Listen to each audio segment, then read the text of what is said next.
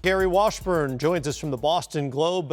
And Gary, appreciate you being on. As usual, Danny Ainge has the kind of assets that allow him to do a number of different things here at the deadline, or potentially nothing at all, which we've also seen.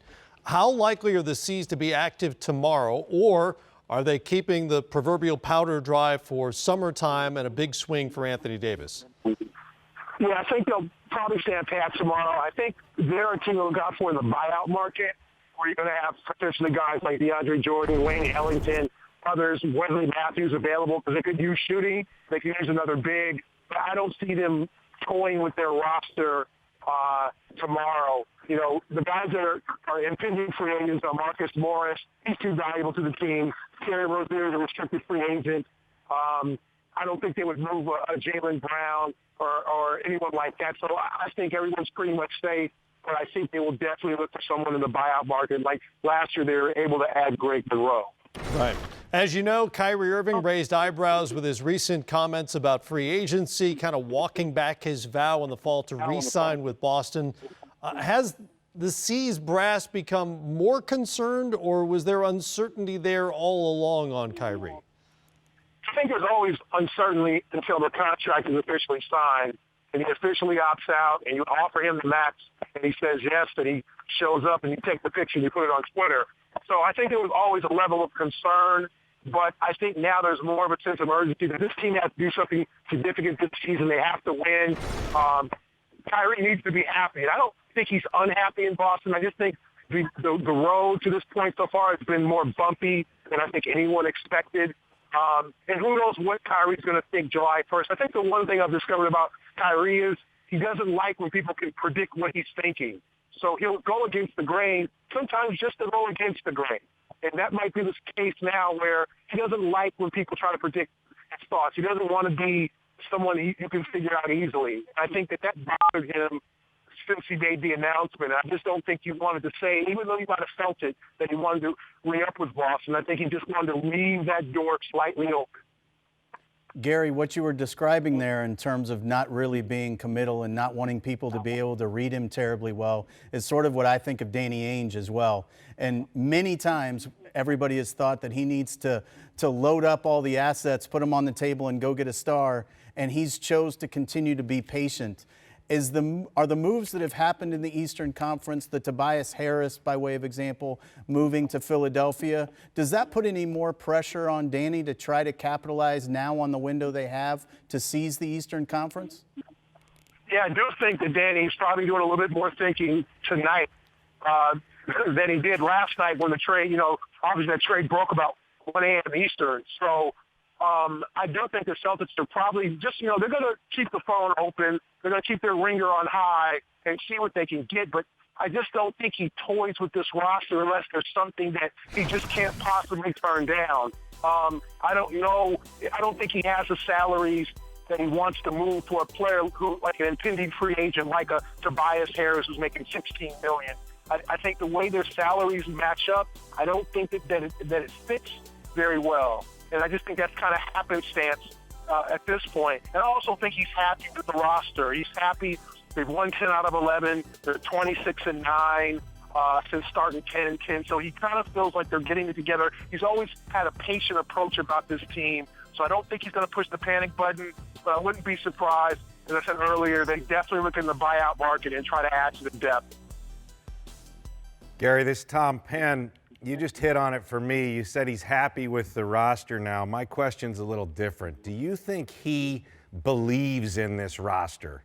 Does this team believe in each other? Because I thought this group was going to take a major jump and just be dominant in the East, and they've struggled. So do they believe in each other to where they really feel like they can go for it?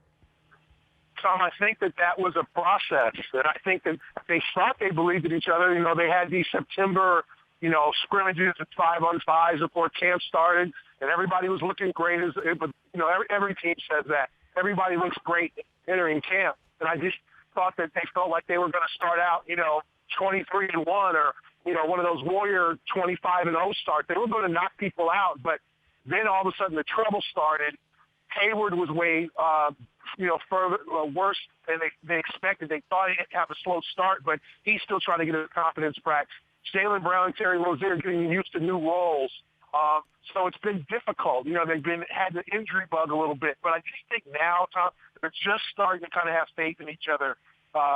Jaylen Brown's played a lot better of late. You know, Gordon's had some shaky games, but if you look at his numbers overall since January 1st, he's been pretty good off the bench, shooting 48%, averaging almost 12 points. So they're starting to get what they wanted. It just happened in February and not October.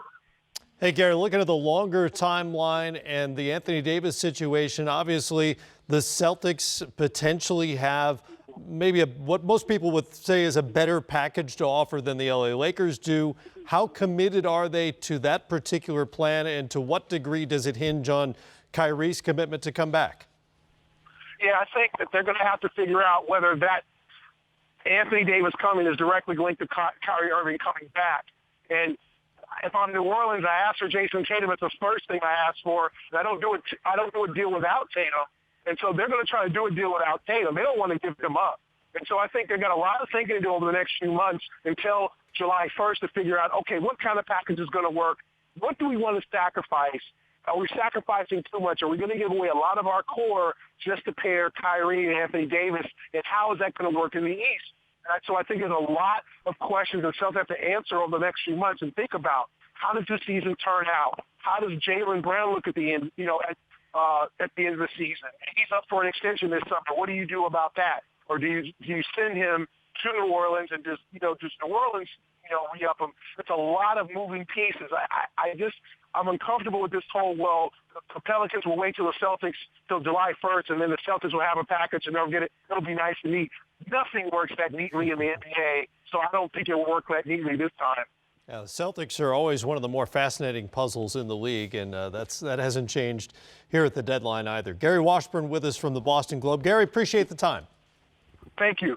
All right, guys, take me through the timeline for the Celtics here moving forward. Let's assume, for argument's sake, that nothing of significance happens tomorrow. Maybe they make a minor deal. Maybe they bring in, as Gary suggested, another shooter or another big via a buyout signing situation. How do they move forward with regard to Davis and Kyrie and try to figure that out? Okay, let's see how it ends. Let's assume it ends well and they have a great run and maybe they go to the finals and they lose to Golden State. Something in that bucket feels good, because if they don't, they get upset early or the wheels fall off, then it's a whole different analysis. You're looking at Kyrie Irving, Marcus Morris, and Rozier as all free agents.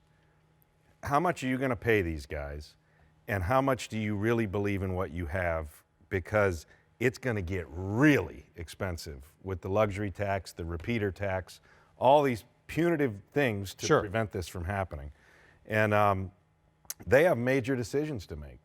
And Kyrie just strikes me as the kind of guy who's kind of got one eye on New York City. He just feels like the right personality for the city. The right kind of talent to have it all be about him if he went to either of those places. And so this could be the end of that run. I think Brooklyn's the fit better for him in terms of his mindset. But Really, why? I think he likes what they've done there culturally. I think that's why Boston spoke to him as well.